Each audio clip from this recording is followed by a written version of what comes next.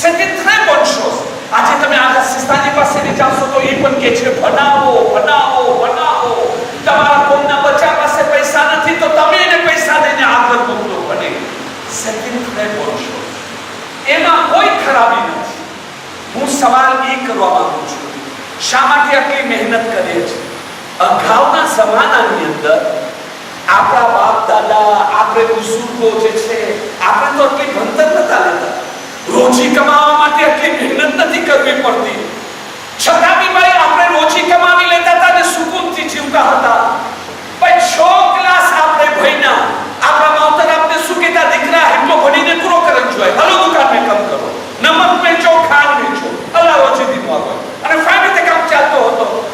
આજે જો કહેવામાં આવે ભાઈ તમે એમ કરો, તમારા બચ્ચાને ભણાવો નહીં, ખાલી 6 ક્લાસ ભણાવો, વધારેમાં વધારે ભાગ ભણાવો, પછી જાઓ એને અગાઉના જમાના માફક એને નમક વેચવામાં અને ખાંડ વેચવામાં રાખી દો, અલ્લાહ રોજી દેવા વાળો છે. આ વસ્તુ અકલ કબૂલ કરે છે? કોઈ કબૂલ. આ અકલની વાત નથી, આ તો જહાલતની વાત છે. એવી રીતે ખાવું જ ના જોઈએ. મેં કેમ રહેશો? વાય શા માટે? શું અલ્લાહ બદલી ગયો છે? અગાઉ અલ્લાહ રોજી દઈ શકતો હતો નાની એજ્યુકેશનની અંદર, આજે અલ્લાહ નાના એજ્યુકેશનની અંદર રોજી નથી દઈ શકતો? દઈ શકે છે, પણ છતાં બી એટલી માથાકૂટી કેમ? ભાઈ તમારી ઔલાદ માટે ભણાવવા માટે પૈસા નથી તો ઘૂસ લે છે, ખર્ચો લે છે, જોલી ફેરાવે છે, પણ બચ્ચાને ભણાવો છો શા માટે? તો કહે છે ને અગાઉનો જમાનો બીજો હતો, આજનો જમાનો બીજો છે. આજ આપણો બચ્ચો ભણશે નહીં, એને સારી નોકરી નહીં મળે, સેફરેસા. આજે આપણા બચ્ચા પાસે મોટો એજ્યુકેશન નહીં હોય તો મામૂલી પગાર વાળો નોકર બની જશે. તું સાથે ભરે ભલે કોમર્સા છે પણ જમાનાના મુતાબિક કે કોમર્સ કરવું એક દૂર પર્યાપ્ત એને જીવા માટે ફક્ત દુનિયાનો જે એજ્યુકેશન કાફી છે, ફક્ત શરીરની તરબિયત કાફી છે, ફક્ત અકલની તરબિયત કાફી છે. શું આ જમાનાના આ ફાસ્ટ દુનિયાની અંદર, આટલી જલ્દી ચાલતી દુનિયાની અંદર આપણી રૂહાનિયતને આટલો બધો ધ્યાન દેવાની જરૂરત છે કે નથી?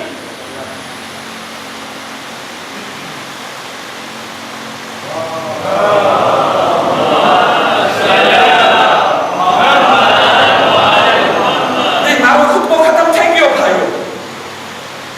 પૂરી મહેનતની જાન આજના જમાનાના મુતાબિક 30 વર્ષ મારા બચ્ચાને ભણાવને તો ઓછો કહેવાય અને ભણાવવું જોઈએ. અકલ બી કે છે, ભણેલા માણસો બી કે છે, બુઝુર્ગો કે છે, સિસ્તાની કહી રહ્યા છે, તો કોઈ બી નાની પદે ફિરકી.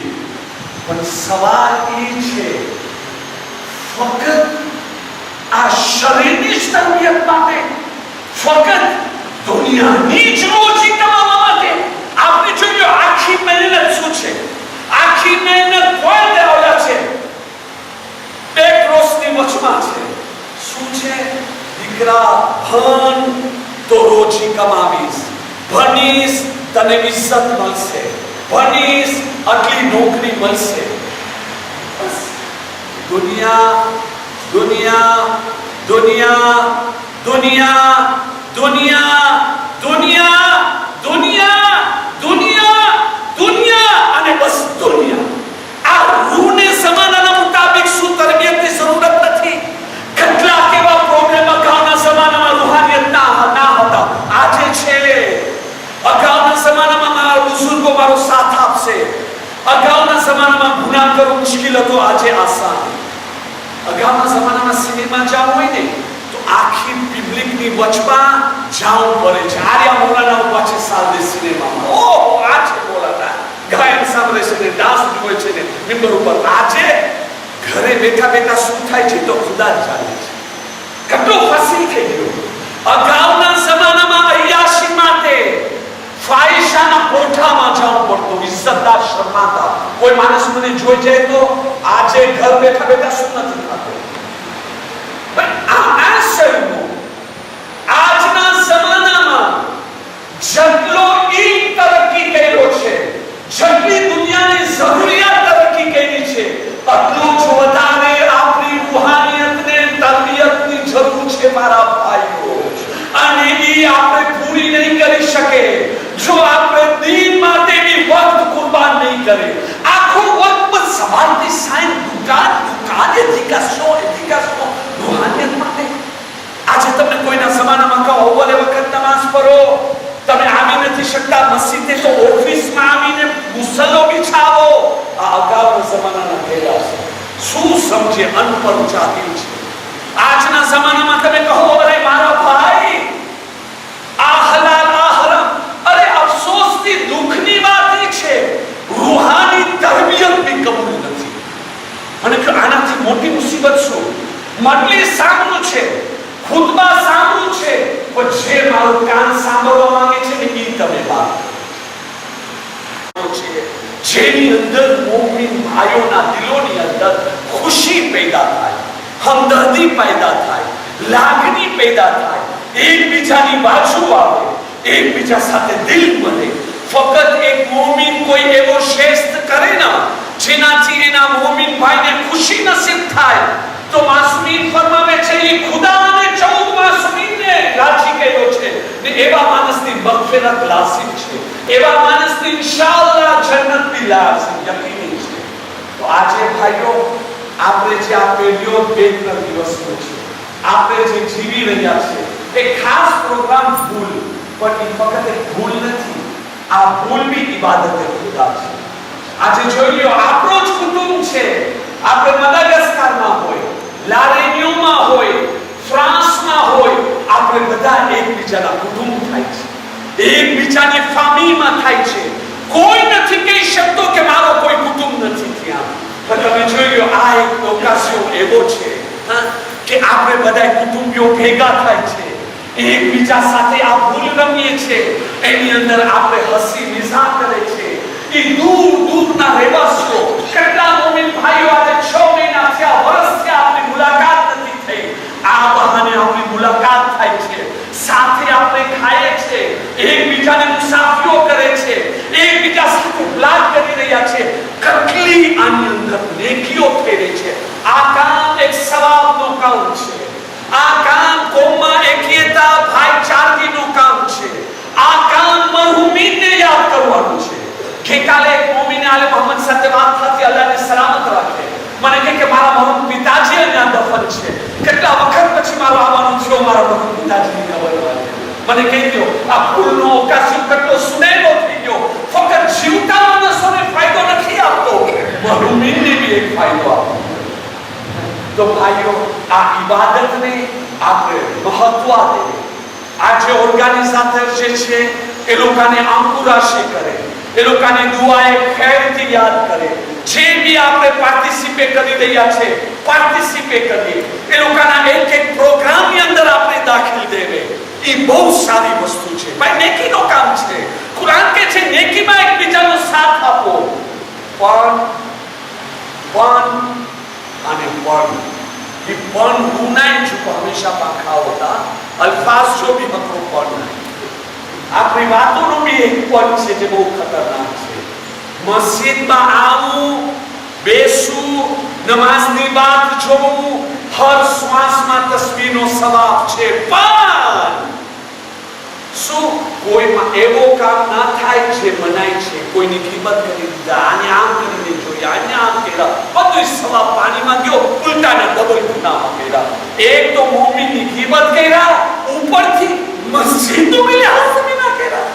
તમે ઘણી વખતે ઘણા અમલ એવા હોય છે એમાં એક નહીં 2, 3, 4, 5, 6 વખત વધારે ગુના આપવાથી જાય છે. આની અંદર આ રમતની અંદર એકબીજાનો સાથ દેવે આપણે, પણ કેવી રીતે સાથ દેવે? વતવાસૌ બિલ હક્કી વતવાસૌ બિસ સબ્ર. રમતા રમતા અડધી કલાક રહી છે નમાઝની, એક મોમિન ઉભો રહી જાય, હૈયા અલ સલાત, અરે મારા ભાઈ અડધી કલાક છે, ભાઈ અહીંયા તમારા કપડા બદલશું, એક માણસ પોતાનો ગેમ પૂરો કરે, ગાડીમાં બેસશું, મસ્જિદમાં આવશું, યા ક્યાં નમાઝ પઢશું, અઝાન આવે તો આપણે વઝુની હાલતમાં હોય. રસૂલે ખુદા સલ્લલ્લાહુ અલૈહિ વસલ્લમનો ફરમાન છે, જે માણસ અઝાનના વખતે વઝુ કરે છે એ માણસ નમાઝની બેહુરમતી કર્યો છે. વલ અઝાનના ટાઈમ વઝુ કરવાનો ટાઈમ નથી. ના ના ના ના ના, અઝ વઝુ કરવું જોઈએ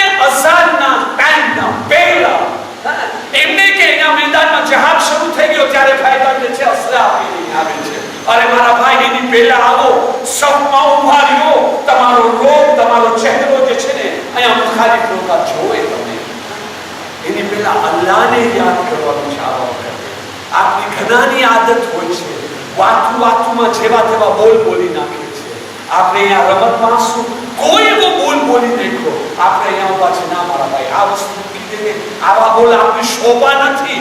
જે જબાનથી અલીનું નામ હોય, જે જબાનથી ઇમામ મહદી અલૈહિસ્સલામનું નામ હોય, એ જબાન બહુ જ મુબારક અને ખુશખુદાર છે. આની ઉપર જેવા તેવા બોલ ના. બસ મુબારકબાદી પેશ કરીએ છીએ. અલ્લાહ તાલા આ કામની અંદર બરકત આપે. આપણા દિલો ફક્ત શરીર નહીં, જેવી રીતે આપણે ભેગા થઈને એકબીજા સાથે ભૂલ રમી રહ્યા છે, એવી રીતે અમારા દિલ બી એકબીજા સાથે મળીએ. જો મારો કોઈ માણસ સાથે બનતો નથી, એને જઈને મુસાફીઓ કરું, સલવાત કરતા મુસાફીઓ કરું અને દુઆ કરું, પરવરદિગાર અમારા બેની વચમાંથી બેદીની દૂર કરી નાખ, હમદર્દી, લાગણી, પ્યાર, મોહબ્બત પેદા કરી નાખ. આને કહેવાય છે ભૂલ મોટી ઇબાદત છે. આને કહેવાય છે ઇમામે ઝમાનાના મિશનને જીવતો રાખ્યા. બસ આપણે ફક્ત ઈશારો જ કરવું હતો. આપણે પૂરી કોશિશ કરીએ કે આપણે આ રમતને બી ઇબાદતની અંદર દાખલ કરી નાખીએ. અને એની સાથે સાથે ગઈકાલે બી મેં વાત કરી હતી, પણ ઘણા માણસો રાત્રે મજલિસમાં નથી હોતા, નમાઝમાં હોય છે કે દર જુમાના દિવસે જે આપણે એક દિવસની કસા નમાઝ પડે છે, એ આજે નહીં પડાય. ઇન્શાઅલ્લાહ તાઆલા આવતે અઠવાડિયાથી આપણે એ વાતને આગળ વધારશું. એક મજલિસ બહુ જ ફાઇન રીતે પસાર થઈ. આવતા જુમેરાતના જો 5મા ઇમામ અલૈહિસ્સલામની વિલાદત નહીં હોય તો જુમેરાતની મજલિસ હશે, પણ જો વિલાદત હશે તો એના પછીની જુમેરાત. ફરીવાર 4 થી 5 બહુ જ ફાઇન સરસ સવાલો આવ્યા છે ને એના જવાબો તરફ ઘણાનો ધ્યાન બી નથી. ઘણા ઇન્શાઅલ્લાહ એનો જવાબ કોઈને સાંભળ્યા બી નહીં હોય. તો જે થશે એ સવાલોના જવાબો ઉપર હશે અને પછી મસાયલ બયાન કરવામાં આવશે. આ બયાન કરવાનો મકસદ એ છે, હજી બી કોઈ એવા સવાલો હોય તો સિર્ફ ફોનના જરીએ, ચિઠ્ઠીના જરીએ યા બીજા કોઈના જરીએ સવાલ તમે મારી પાસે પહોંચાડી દો. જેટલો બની શકે આટલો એ મજલિસની અંદર જવાબ દેવામાં આવશે. અને પછી જો ઘણા સવાલો રહી જશે તો એના પછીના જુમેરાતની જવાબ દેવામાં આવશે. નહીં તો વચમાં પાછો 5મી આયતની અંદર આપણે દાખલ થઈને આગળ વધશું અને બીજા સવાલો ભેગા થશે. ત્યાર પછી આપણે બીજા બયાનમાં આગળ